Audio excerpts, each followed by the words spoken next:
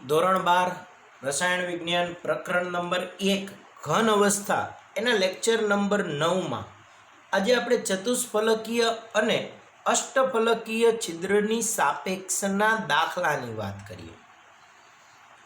આપણને ખબર છે કે કોઈ પણ રચના બનાવીએ તો એમાં 4 પરમાણુની વચ્ચે ચતુષ્ફલકીય છિદ્ર રચાય, 6 પરમાણુની વચ્ચે અષ્ટફલકીય છિદ્ર રચાય। આ ચતુષ્ફલકીય અને અષ્ટફલકીય છિદ્રની સંખ્યા એ ઘટકની સંખ્યાની સાપેક્ષમાં ગણી શકાય કે ભાઈ આપણે જે રચના કરી છે એમાં ઘટકની સંખ્યા n જેટલી હોય ત્યારે ચતુષ્ફલકીય છિદ્રની સંખ્યા એના કરતાં બમણી એટલે 2n અને અષ્ટફલકીય છિદ્રની સંખ્યા n હોય છે। આની વાત આપણે લાસ્ટ લેક્ચરમાં કરી હતી, જેમાં એફસીસી એકમ કોષ લીધો હતો, જેની અંદર ઘટક એકમ કોષ દીઠ ઘટકની સંખ્યા 4 હતી। ચતુષ્ફલકીય છિદ્રની સંખ્યા 8 નાના ભાગ કર્યા એટલે 8 થઈ, એટલે કે ઘટકની સંખ્યા કરતાં બમણી થઈ। અને અષ્ટફલકીય છિદ્ર આપણે 2 સ્થાન ઉપર ભણ્યા હતા, એક એના અંતઃકેન્દ્રમાં ને એક એની ધાર ઉપર। અંતઃકેન્દ્રનું આખું અને ધાર ઉપરનો 1/4 ભાગ, 1/4 ભાગ એવી 12 ધાર એટલે 3 અષ્ટફલકીય છિદ્ર ધાર ઉપરના અને 1 અષ્ટફલકીય છિદ્ર અંતઃકેન્દ્ર પરનું, એમ કરી અને અષ્ટફલકીય છિદ્રની સંખ્યા એ ધારની સંખ્યાની સાપેક્ષે, ટૂંકમાં ઘટકની સંખ્યાની સાપેક્ષે આપણે નક્કી કરી હતી। હવે આની સાપેક્ષના આજે આપણે દાખલા ભણીએ। તો પહેલો કોયડો ભણીએ કે એક સંયોજન, આપણને કોયડો ટેક્સ્ટબુકમાં આપેલો જ છે, એને આપણે વ્યવસ્થિત રીતે લખીએ કે એક સંયોજન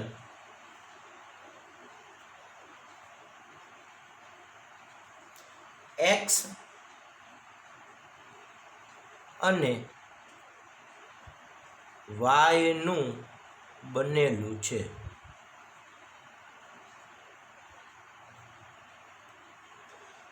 તત્વ y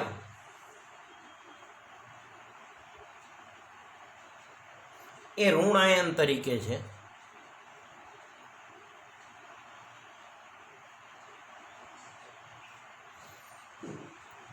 ના પરમાણુ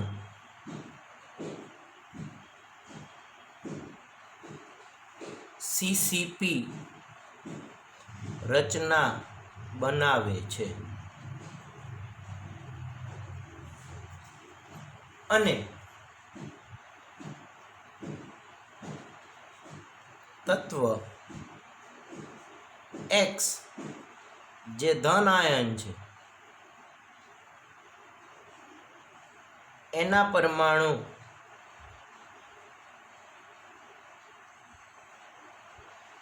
બધા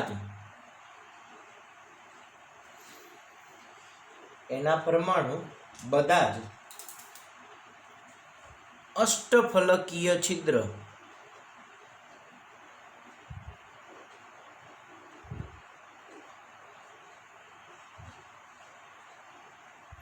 ભરી દે છે। તો સંયોજનનું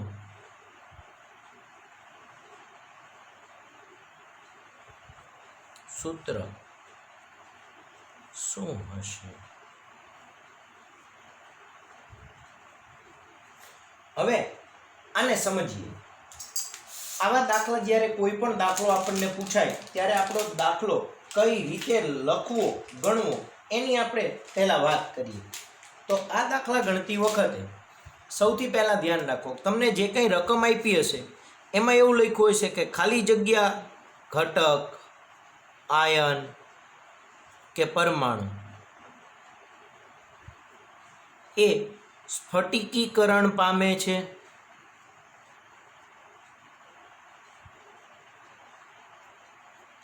અથવા તો ખાલી જગ્યા રચના રચે છે અથવા તો બનાવે છે, આવું કંઈક લખેલું હશે। અહીંયા ઘટક તરીકે એ આપ્યો હોય, બી આપ્યો હોય, સી આપ્યો હોય, એક્સ વાય ઝેડ આપ્યો હોય, અથવા તો કોઈ ઘટક જ આપી દીધો હોય. માનો કેવું કીધું કે chloride ion, bromide ion, sodium ion, Na+ અથવા K+, કોઈ પણ વસ્તુ આપી હશે. જે ઘટક સ્ફટિકીકરણ પામે કે રચના બનાવે, આ ઘટકની સંખ્યા એક્સ ધારવી. આટલું યાદ રાખો એટલે તમારે ક્યારેય તકલીફ નહીં પડે. જે ઘટક કોઈ પણ રચના રચતો હોય એ ઘટકની સંખ્યા એક્સ ધારવાની અને એની સાપેક્ષે, આ ઘટકની સાપેક્ષે બીજા ઘટકની સંખ્યા ગોતી લેવાની. આટલું હંમેશા યાદ રાખીએ કે ખાલી જગ્યા ઘટક, આયન અથવા પરમાણુ, એમાં A B C X Y Z કોઈ આયન આપ્યું હોય, ગમે એ આપ્યું હોય, એ સ્ફટિકીકરણ પામે છે અથવા તો જોડાયેલો છે, આ રચના રચે છે એવું લખ્યું હોય, એની સંખ્યા તમારે એક્સ અથવા તો એન ધારી લેવાની. માનો કે આપણે આ એનથી સમજીએ તો આની સંખ્યા હંમેશા એન જ ધારીએ, આની સંખ્યા હંમેશા એન જ ધારીએ અને પછી એની સાપેક્ષે દરેક ઘટકને લખી અને દાખલો ગણવાનો. સમજીએ. આ દાખલાને ટેક્સ્ટબુકમાં આપ્યો છે, એના કરતાં વ્યવસ્થિત રીતે સમજીએ અને લખીએ કે આપણને અહીંયા સમજાવ્યું એ પ્રમાણે તમને ખબર પડી કે ખાલી જગ્યા ઘટક રચના રચે છે અથવા તો કઈ રચના બનાવે છે. તો અહીંયા લખ્યું છે કે સંયોજન એક્સ અને વાયનું બનેલું છે. તત્વ વાયના પરમાણુ સીસીપી રચના બનાવે છે, તો ખાલી જગ્યાના પરમાણુ ખાલી જગ્યા રચના રચે છે. તો વાયના પરમાણુ સીસીપી રચના રચે છે એટલે વાયની સંખ્યા આપણે એન ધારીશું. તો અહીંયા લખીએ ઉકેલમાં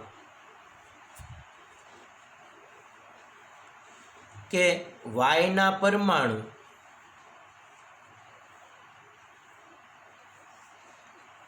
સીસીપી રચના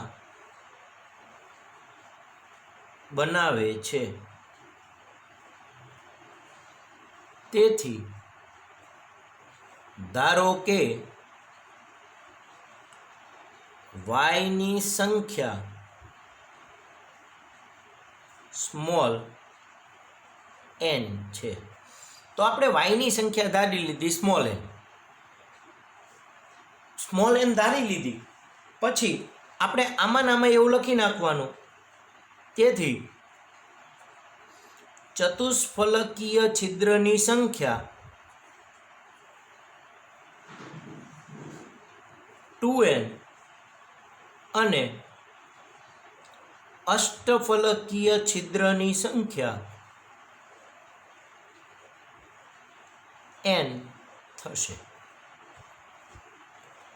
આ તો આપણને ખબર જ છે કે ઘટકની સંખ્યા n હોય તો ચતુષ્ફલકીય છિદ્રની સંખ્યા 2n અને અષ્ટફલકીય છિદ્રની સંખ્યા n થાય. હવે ઘટક આપણે y ધારી લીધો, એની સંખ્યા n હતી એટલે ચતુષ્ફલકીય છિદ્રની સંખ્યા 2n થઈ ગઈ અને અષ્ટફલકીય છિદ્રની સંખ્યા n થઈ ગઈ. હવે રકમ વાંચીએ. વાયના પરમાણુ આ રચના બને છે અને x બધા જ અષ્ટફલકીય છિદ્ર છે એટલે x ની સંખ્યા અષ્ટફલકીય છિદ્રની સાપેક્ષે. તો આપણે લખીએ x પરમાણુ માટે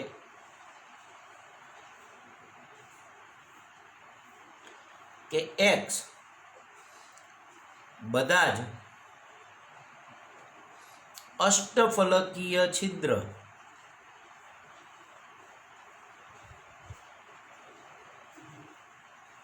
ભરી દે છે. તો અષ્ટફલકીય છિદ્રની સંખ્યા n છે ને x બધા જ અષ્ટફલકીય છિદ્રમાં છે, તેથી x ની સંખ્યા n થશે. ચલો x ની સંખ્યા n થશે એટલે સુધી ખબર પડી. હવે આપણે બે જ ઘટક છે x અને y એટલે અણુસૂત્ર માટે હવે પછી નીચે લખવાનું આ રીતે કે અણુસૂત્ર બરાબર x જેમ y, x જેમ y બરાબર થાય n જેમ n એટલે કે 1 જેમ 1. તો તેથી અણુસૂત્ર x1 y1 એટલે કે એક્સ વાય થશે. તો આ રીતે તમારે દાખલો ગણવાનો છે. હવે આવો નવો આપણને એક બીજો કોયડો આપ્યો છે, એની રકમ લખી અને એ દાખલાને ગણીએ. તો બીજા કોયડાની આપણને રકમ આપેલી છે.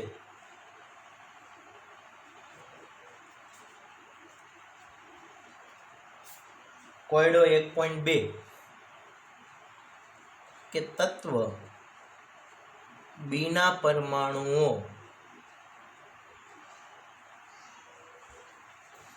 HCP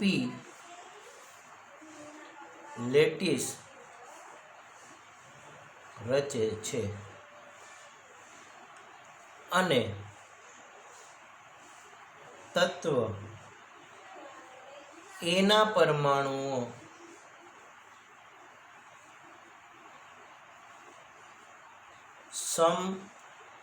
સમચતુષ્ફલકીય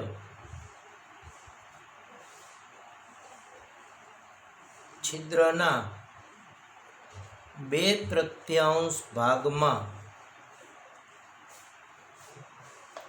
રોકાયેલા છે.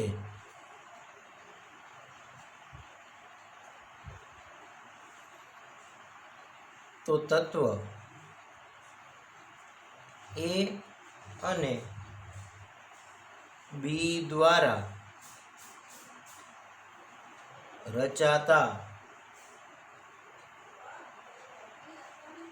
સંયોજનનું સૂત્ર શું હશે? તો આ દાખલો આપણે ગણીએ. તો હવે તમને ખબર પડે કે કઈ રીતે દાખલો ગણવાનો. તો અહીંયા કયો પરમાણુ કઈ રચના બનાવે? તો બી પરમાણુ HCP રચના રચે છે.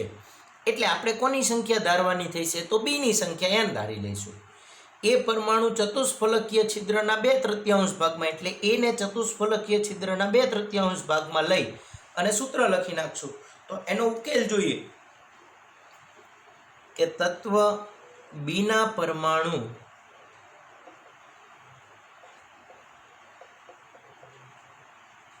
HCP લેટીસ રચે છે. તેથી ધારો કે બીની સંખ્યા n છે. તો આપણે બી ઘટકની સંખ્યા ધારી લીધી કે બીની સંખ્યા n છે. હવે આપણે લખીએ કે તેથી ચતુષ્ફલકીય છિદ્રની સંખ્યા 2n અને અષ્ટફલકીય છિદ્રની સંખ્યા n થશે. હવે આપણને ચતુષ્ફલકીય અને અષ્ટફલકીય છિદ્રની સંખ્યા ખબર પડી ગઈ. હવે આપણે કોની સંખ્યા ગોતવાની? તો એની સંખ્યા. તો આપણે આ બાજુ લખીએ કે એ પરમાણુ છે એ ચતુષ્ફલકીય છિદ્રના 2/3 ભાગમાં છે. તો અહીંયા આપણે લખીએ કે તત્વ એ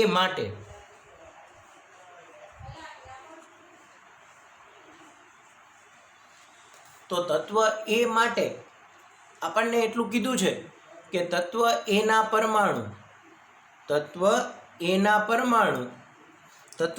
માટે તો લખ્યું છે કે એના પરમાણુ સમચતુષ્ફલકીય છિદ્રના 2/3 ભાગમાં છે. તો આપણે જોઈએ કે તત્વ એના પરમાણુ ચતુષ્ફલકીય છિદ્રના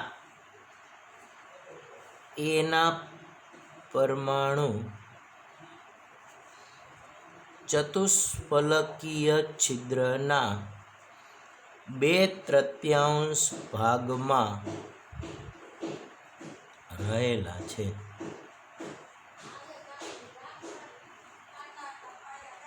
તેથી એની સંખ્યા બરાબર, હવે ચતુષ્ફલકીય છિદ્ર કેટલા? તો 2n અને એના કેટલા ભાગ? તો 2/3 ભાગ, એટલે કે 4n/3 થશે. હવે અણુસૂત્ર લખી નાખવાનું કે અણુસૂત્ર માટે હવે આપણે એ જેમ બી લખીએ ને તો પહેલાં એની સંખ્યા લખવાની, એટલે 4n/3 જેમ બીની સંખ્યા કેટલી થઈ ગઈ n, હવે n વડે ભાગો તો આ જવાબ આવશે તમારો 4/3 જેમ 1, 3 વડે ગુણો એટલે કે a જેમ બી થશે 4/3. માટે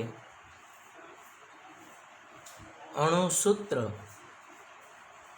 A4B3 થશે. તો સંયોજનનું અણુસૂત્ર A4B3 થઈ ગયું. હવે આ સિવાય ઘણી બધી વખત આપણને પર્સન્ટેજની સાપેક્ષે પૂછે છે, તો દાખલો કઈ રીતે ગણવો સમજીએ. કે એક સંયોજનમાં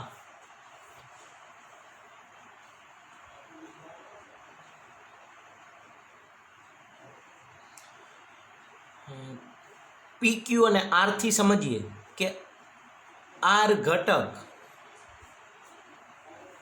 FCC રચના રચે છે.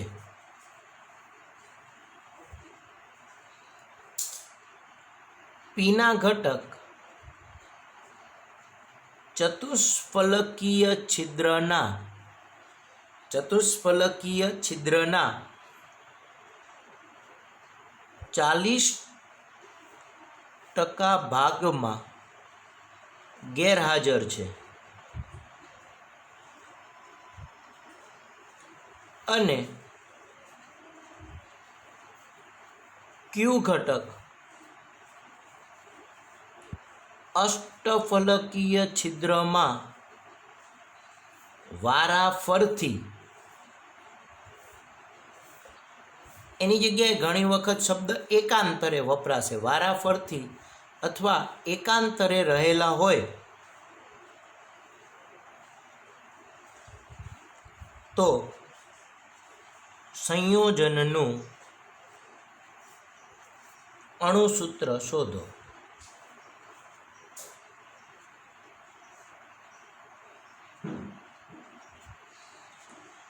તો હવે આ દાખલો સમજીએ. તો અહીંયા આપણને 3 ઘટક આપ્યા છે, P, Q અને R. એમાં એવું લખ્યું છે કે R ઘટક છે એ FCC રચના બનાવે છે, એટલે તમને ખબર પડી કે સૌથી પહેલાં તમારે R ની સંખ્યા ધારવી પડશે. કે ધારો કે R ની સંખ્યા n છે,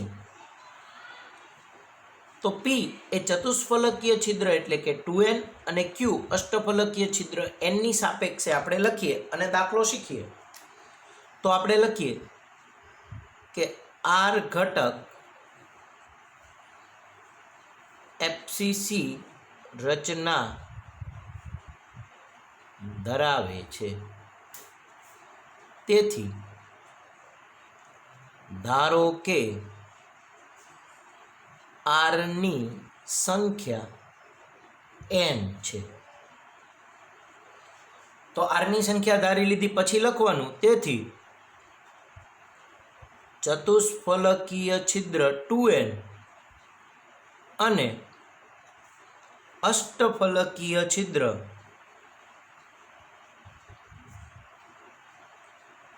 n થશે.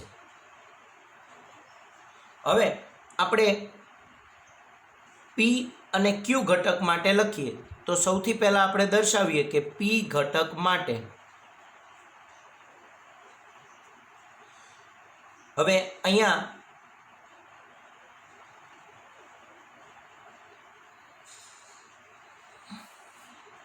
આ બાજુ Q ઘટક માટે એ રીતે લખું. તમે નીચે નીચે ક્રમશઃ લખતા જજો. અહીંયા તમને જગ્યા ઓછી વપરાય એટલે આ રીતે હું લખું છું. તમારે કન્ટિન્યુ નીચે નીચે લખતું જવાનું. તો P ઘટક માટે શું છે? તો P ઘટક ચતુષ્ફલકીય છિદ્રના 40% ભાગમાં ગેરહાજર છે. તો ચતુષ્ફલકીય છિદ્રના 40% ભાગમાં ગેરહાજર છે એટલે ચતુષ્ફલકીય છિદ્રના 60% ભાગમાં હાજર હશે. તો P ની સંખ્યા બરાબર, હવે ચતુષ્ફલકીય છિદ્ર એટલે 2n, એને ગુણ્યા 60% એટલે 60 ના છેદમાં 100, એટલે કે 2n ગુણ્યા 60 શોધમાં 6 એક એક મીંડું ઉડી જાય તો 12n/10. માનો કે આમનામ રાખીએ. અત્યારે ક્યુ ઘટક માટે કીધું છે કે અષ્ટફલકીય છિદ્રમાં વારાફરથી એકાંતરે એટલે એક જગ્યાએ હોય અને એક જગ્યાએ ન હોય, એક જગ્યાએ હોય ને એક જગ્યાએ ન હોય એટલે અડધા ભાગમાં હાજર થાય એટલે 50% ભાગમાં હાજર થાય અથવા 1/2 ભાગમાં હાજર થાય. તો અહીંયા લખ્યું છે કે અષ્ટફલકીય છિદ્રમાં વારાફરથી હાજર હોવાથી ક્યુની સંખ્યા બરાબર n. n એટલે આપણું શું થયું તો અષ્ટફલકીય છિદ્રની સંખ્યા. એમાં કેવા તો કે વારાફરતી એટલે એક જગ્યાએ હોય ને એક જગ્યાએ ન હોય, એક જગ્યાએ હોય ને એક જગ્યાએ ન હોય એટલે એના અડધા ભાગમાં થયા એટલે 1/2 ભાગમાં થયા. તો આ જવાબ આવ્યો n/2. તો આ રીતે તમારે બે ઘટક અને આરની સંખ્યા શોધી લીધી. હવે માનો કે અહીંયા આપણે અણુસૂત્રની વાત કરીએ કે અણુસૂત્ર માટે તો આપણે એવું લખીએ કે P જેમ Q જેમ R. તો P વાળા ઘટકને અહીંયા નીચે લખવાનો, આ ભૂલ ન થવી જોઈએ. તો અહીંયા આપણે લખો 12n/10 જેમ Q આપણો થઈ ગયો n/2 જેમ R આપણો થઈ ગયો n. હવે તમે પહેલા તો n ઉડાડી નાખો એટલે આ જવાબ આવશે 12/10 જેમ 1/2 જેમ 1. હવે લસા 10 થાય એટલે તમે 10 લસા લઈ લ્યો એટલે આને 5 વડે ગુણવાના, આને 10 વડે ગુણવાના. તો અહીંયા આવશે 12 જેમ 12/10 જેમ 5/10 જેમ 10/10. હવે આને કાઢી નાખો એટલે 12 જેમ 5 જેમ 10.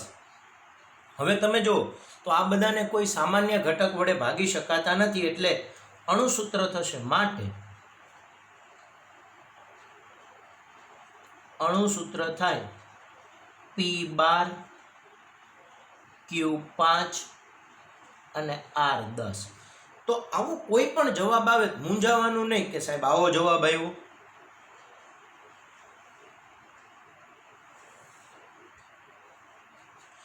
તો તમે જવાબ જોઈ શકો છો કે P ના ઘટકની સંખ્યા 12 થઈ, Q 5 થયા અને R 10 થયા. તો આ રીતે કોઈ પણ દાખલા પૂછાય તો તમારે ગણવાના. એમાં જે ઘટક રચના રચે અથવા સ્ફટિકીકરણ પામે એની સંખ્યા n ધારી લેવાની. પછી બાકીના બે ઘટકને ચતુષ્ફલકીય અષ્ટફલકીય છિદ્રની સાપેક્ષે સમજાવી દેવાના અને છેલ્લે અણુસૂત્ર ગણવાનું. તો આ એક એક્સ્ટ્રા દાખલો આપ્યો. એવો ને એવો હજુ હું તમને પ્રેક્ટિસ માટે એક દાખલો આપું. અહીંયા ખાલી રકમ આપું છું, તમારે એ દાખલાનો જવાબ જાતે ગણવાનો છે. બધાએ એ દાખલાનો જવાબ જાતે ગણવાનો છે. તો આપણે લખીએ કે એક પદાર્થમાં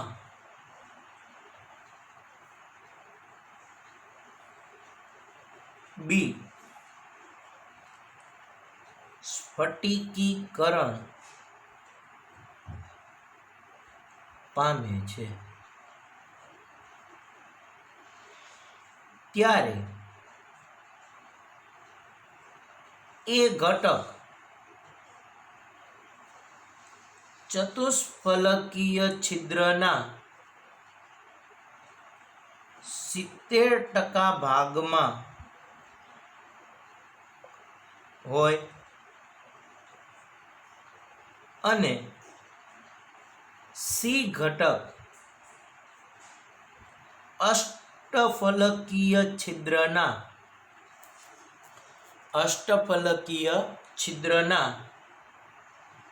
3/4 ભાગમાં હાજર હોય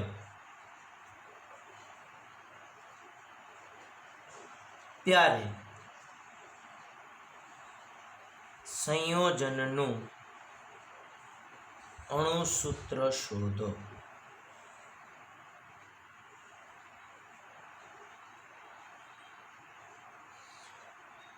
તો હવે તમને બધાને આ દાખલો આવડશે કે બી ઘટક સ્ફટિકીકરણ પામે છે એટલે આપણે સંખ્યા કોની ધારી લઈશું? બીની. તો ધારો કે બીની સંખ્યા n છે એટલે એ ઘટક છે એ ચતુષ્ફલકીય છિદ્રમાં હોય એટલે ચતુષ્ફલકીય છિદ્રની સંખ્યા 2n એના 70% ભાગમાં હાજર એટલે 70/100 ભાગમાં હાજર લઈશું એટલે 2n ગુણ્યા 70/100 પ્રમાણે એની સંખ્યા થશે. સી ઘટક અષ્ટફલકીય છિદ્ર એટલે n એના 3/4 ભાગ એટલે એને ગુણ્યા 3/4 ભાગમાં લઈશું. પછી એ જેમ બી જેમ સી લખો એટલે એ વાળો ભાગ પહેલા લખીએ, પછી બી વાળો ભાગ લખવાનો ને પછી સી વાળો ભાગ લખવાનો.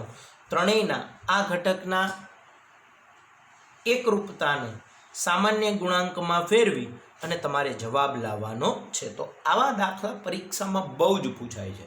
MCQમાં પણ પૂછાઈ શકે છે અને 2 માર્કના દાખલા સ્વરૂપના પ્રશ્નના જવાબમાં પણ પૂછાય છે. તો આ વાતને ખાસ ધ્યાન રાખીએ કે આજના લેક્ચર નંબર 9માં આપણે ચતુષ્ફલકીય છિદ્ર અને અષ્ટફલકીય છિદ્રની સાપેક્ષના દાખલાની વાત કરી કે ભાઈ કયા ઘટક છે એ ચતુષ્ફલકીય છિદ્રમાં હોય, કયો ઘટક અષ્ટફલકીય છિદ્રમાં હોય, તો એની સાપેક્ષે એની સંખ્યા ઉપરથી દાખલા ગોતવાના. તો એની આજે આપણે વાત કરી. એમાં આપણે ધાર્યું કે ઘટકની સંખ્યા n હોય ત્યારે ચતુષ્ફલકીય છિદ્રની સંખ્યા 2n અને અષ્ટફલકીય છિદ્રની સંખ્યા n થાય. આપણે આ 4 દાખલાની વાત કરી. એમાં કીધું એમ કે કોઈ પણ ઘટક રચના બનાવે એની સંખ્યા ધારવાની. જો જરૂરી નથી કે આમાં x અને y, પણ y રચના બનાવે છે એટલે y ની સંખ્યા ધારી. આમાં b અને a, તો b પરમાણુ HCP રચના ધરે છે એટલે આપણે b ની સંખ્યા ધારી. આમાં તમારી સૌથી વધારે ભૂલ થતી હોય તો તમે ABC પ્રમાણે વિચારતા હોય તો એની સંખ્યા n ધારી લ્યો તો દાખલો ખોટો પડે. સેમ આમાં x ની સંખ્યા n ધારી લે તો દાખલો ખોટો પડે. આમાં પણ PQR પ્રમાણે ભલે લખ્યું પણ આપણને પહેલા r કીધું છે એટલે r ની સંખ્યા n ધારીને એની સાપેક્ષે બીજા બેની ગોતી r ની n લખી અને બીજા બેની એની સાપેક્ષે લખીને સાદું રૂપ આપો તો આ દાખલામાં ક્યારેય ભૂલ પડતી નથી. અને આ સાપેક્ષ હવે આવું તમે જાતે ગમે એમ કરી શકો. 70% ભાગમાં અથવા 45% ભાગમાં, 50% ભાગમાં, 30% ભાગમાં હોય આ અષ્ટફલકીય છિદ્રના આટલામાં ભાગમાં આ ગુણોત્તર બદલાઈ નાખો. 1/2, 3/4, 2/3, 4/5 ગમે એ લખી નાખો. ત્યારે અણુસૂત્ર ગોતો. તો આ રીતે તમે તમારી જાતે 1-2 દાખલા લખીને પ્રેક્ટિસ પણ કરી શકો છો. તો આ પદ્ધતિને ખાસ યાદ રાખીએ. અને હવે આના પછી જે છે એ આપણે સંકુલન ક્ષમતા એક ભણવાની છે. આ સંકુલન ક્ષમતા છે ને એ મોસ્ટ IMP ટોપિક છે. સંકુલન ક્ષમતા છે એ મોસ્ટ IMP ટોપિક છે. 3 સંકુલન ક્ષમતા ભણવાની છે. આ 3 સંકુલન ક્ષમતા પૂરી થાય પછી આપણે ક્ષતિનો સામાન્ય થિયોરિટિકલ ટોપિક ભણવાનો છે. પાછળના 2 ટોપિક વિદ્યુતીય વાહકતા અને ચુંબકીય ગુણધર્મ એ આપણા નવા અભ્યાસક્રમમાંથી નીકળી ગયા છે. નવા અભ્યાસક્રમમાંથી પાછળના 2 ટોપિક નીકળી ગયા છે એટલે આપણે અત્યારે હાલ પૂરતી એ ટોપિકની ચર્ચા કરવાની નથી. તમારી જે અભ્યાસક્રમ ઘટાડવાની વાત છે એમાં જે NCERT એ ગાઈડલાઈન આપી એ મુજબ નવા અભ્યાસક્રમમાં એ ટોપિક નીકળી ગયા છે એટલે આપણે અત્યારે હાલ પૂરતું એને ભણવાનું નથી. પણ અત્યારે જેટલું ભણાવું છું એને ખાસ તૈયાર કરવાનો પ્રયત્ન કરો. સમજો આજે જે દાખલા ગણ્યા આટલા દાખલા ગણી વધારાના 1-2 જાતે લખો, રકમ જાતે બનાવો અને જાતે 1-2 દાખલા ગણી ને એવું લાગે તો મને મોકલજો કે સાહેબ આ પર્સનલમાં મેં ગણ્યા આ સાચા છે કે ખોટા ચેક કરી જો તો હું તમને ચેક કરી દઈશ.